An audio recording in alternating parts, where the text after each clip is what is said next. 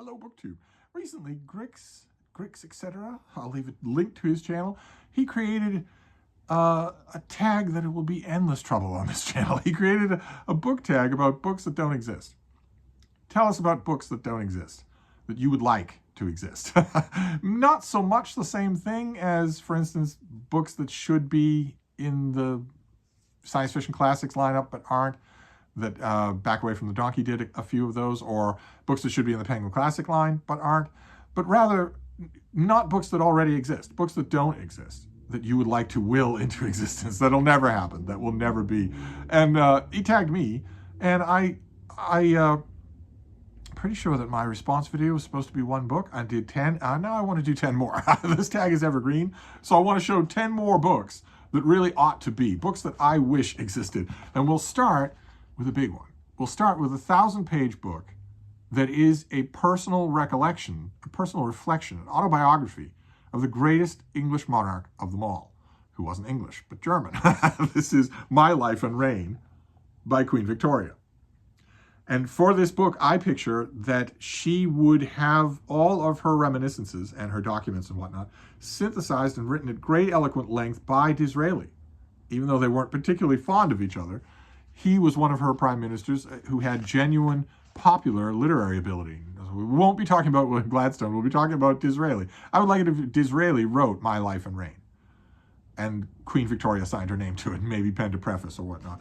Then a little bit local, we'll go a little bit local. The subway that serves the community of Boston, the broader community of Boston, is known as the Massachusetts Bay Transportation Authority, the MBTA, affectionately, or maybe not so affectionately, known as the T. And what I would like is to see a big, colorful, anecdote-driven history of the T that's simply called the T. And there you have a car on fire that is not exactly out of the realm of possibility. So naturally it came to mind when I was doing that. The T is regularly breaking down. It's multiple colors, the orange line, the red line, the blue line, the green line, and the orange line. The orange line is notoriously the ugly stepchild of the whole list, but the lines that don't service the home neighborhoods of powerful politicians tend to break down a lot in embarrassing ways. So I thought I would want a history of the T. I'm not sure how it would sell outside of Boston, although a lot of cities have subway systems. If you did it right, it would have outside appeal. Then a novel that, or rather a nonfiction study that I want to call Adjunct. This would be a history of the adjunct position at universities, specifically the way in the 21st century it has become a gigantic scam, a gigantic way to siphon cheap labor out of people while offering them nothing in return. So-called adjunct professors do not have any job security whatsoever. They do not have, of course, any institutional benefits like life insurance or health insurance or dental insurance or anything like that. They don't even have job insurance. They don't know if they're going to be working next term. And yet they are expected, without any of that and without even the vaguest promise of it, to shoulder a huge amount of the burden of the actual teaching of students at colleges.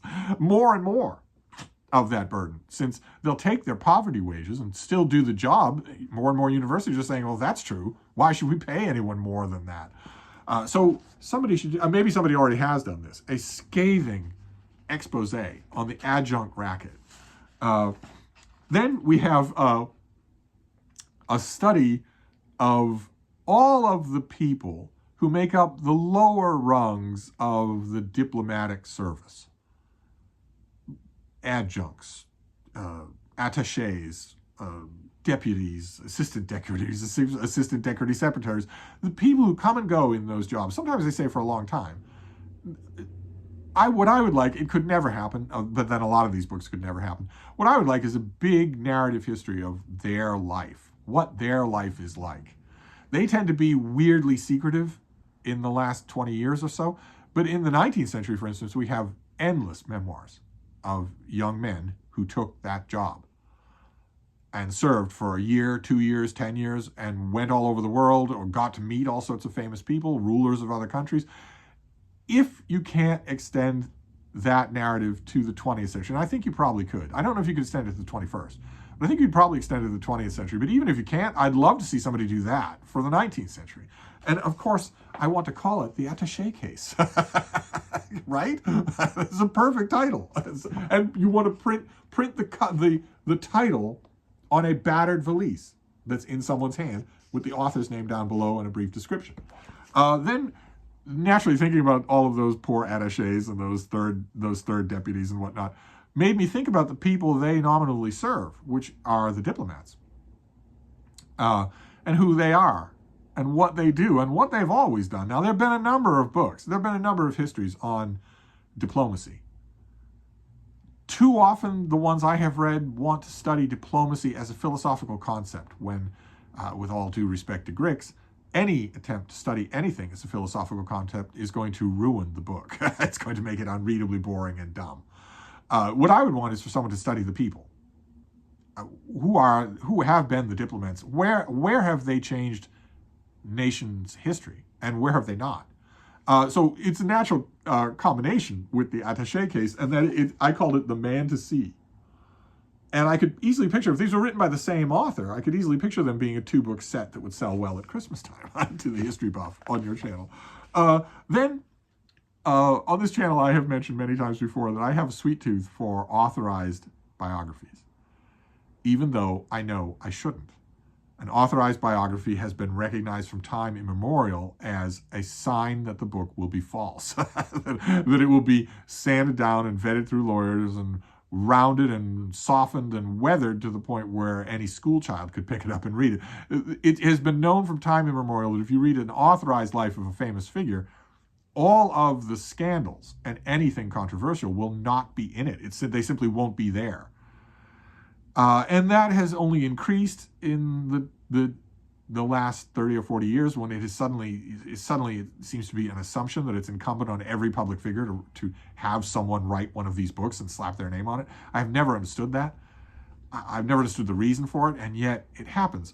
Who is George W. Bush fooling? Is basically what I'm asking.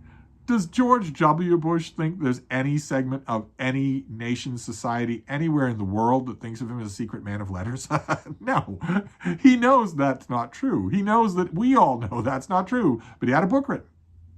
I don't get why that happens, and yet everybody does it. Absolutely everybody does it.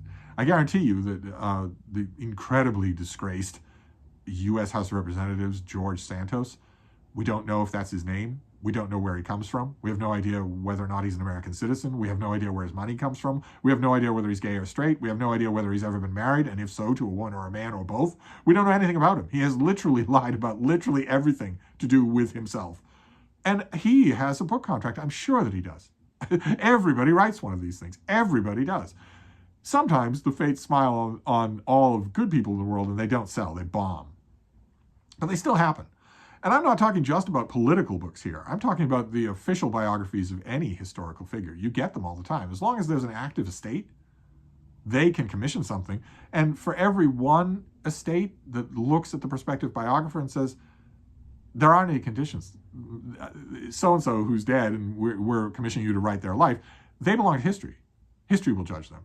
So here are all the files, here are all the archives that no one's ever seen before. Do whatever you want with them. We'd like to see the finished product, but we're not going to censor you. We trust you. That's why we vetted you in the first place. We trust you to come to the right decisions. We trust that you're not going to pour acid all over someone who doesn't deserve it. For every one estate that does that, there are 10 that don't. And so the book that I have in mind next, it would be tricky. It would require, it wouldn't be so much the subject matter, it would require the right author. It would be an author who would be forced to do a lot of very unsavory reading. The book that I want is nothing but the truth. And it's not an authorized biography of anybody. Instead, it's a study of authorized biographies. It's a study of them as a literary phenomenon. What does it mean for something to be an authorized biography as opposed to a non-authorized biography? Are there ever any circumstances in which the authorized biography is preferable? And are there any that are utterly remarkable? I would say that there's a long list of them that are utterly remarkable. We have a few more to do here. Sorry, I do get carried away with this subject. The next one is a little odd. It will appeal to aspects of Grix's reading, I think. I'm going to call it the Book of the Lamb. And if any of you can guess why, well, kudos to you. And what I want it to be, what I want the Book of the Lamb to be, is a study of manifestos.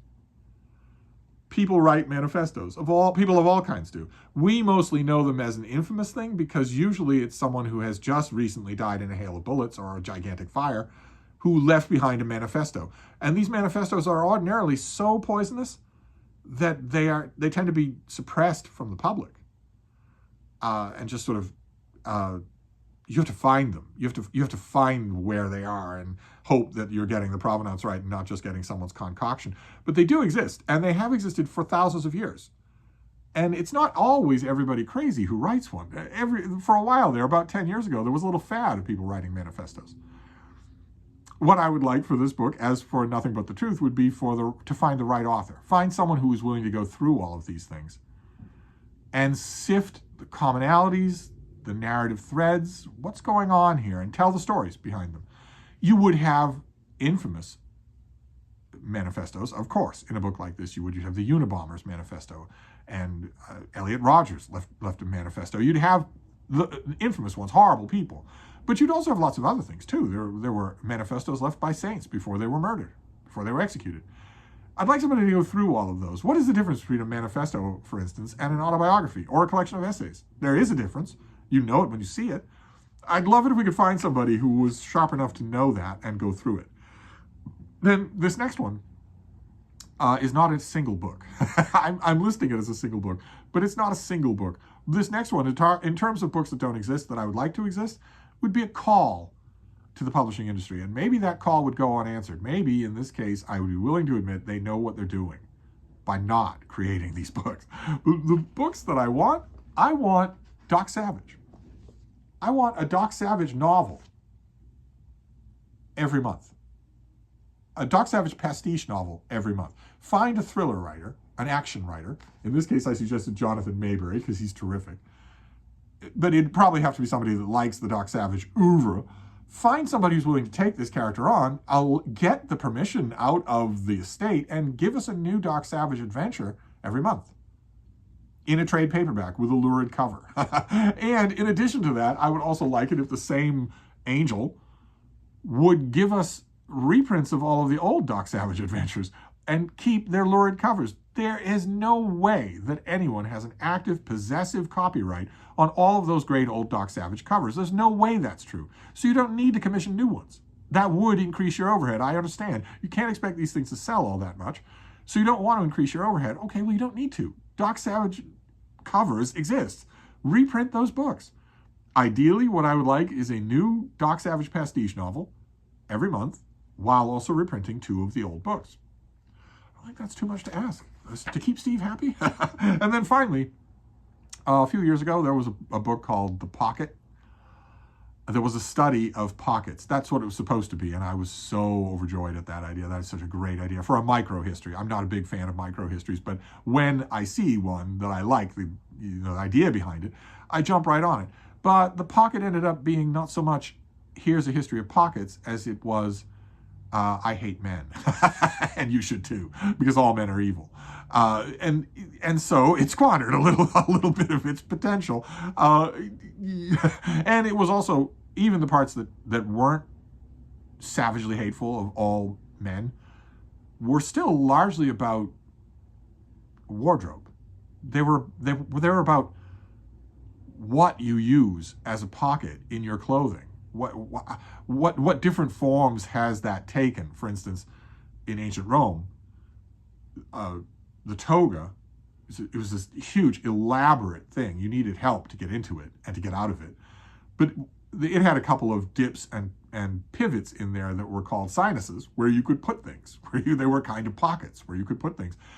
Even if you didn't make a makeshift, approach otherwise. A lot of Roman men, before they donned their toga, donned just a simple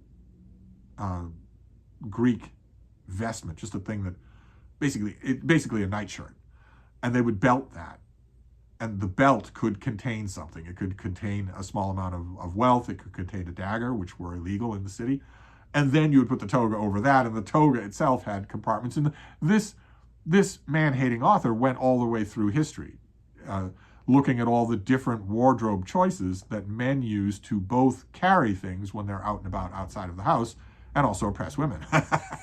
And what I would like, for my final book is a book that sort of takes off on that, only I would like two things. One, I'd appreciate it if it would not sloganeer to me. I get enough rabid man bashing everywhere else on social media. I don't need it in my books.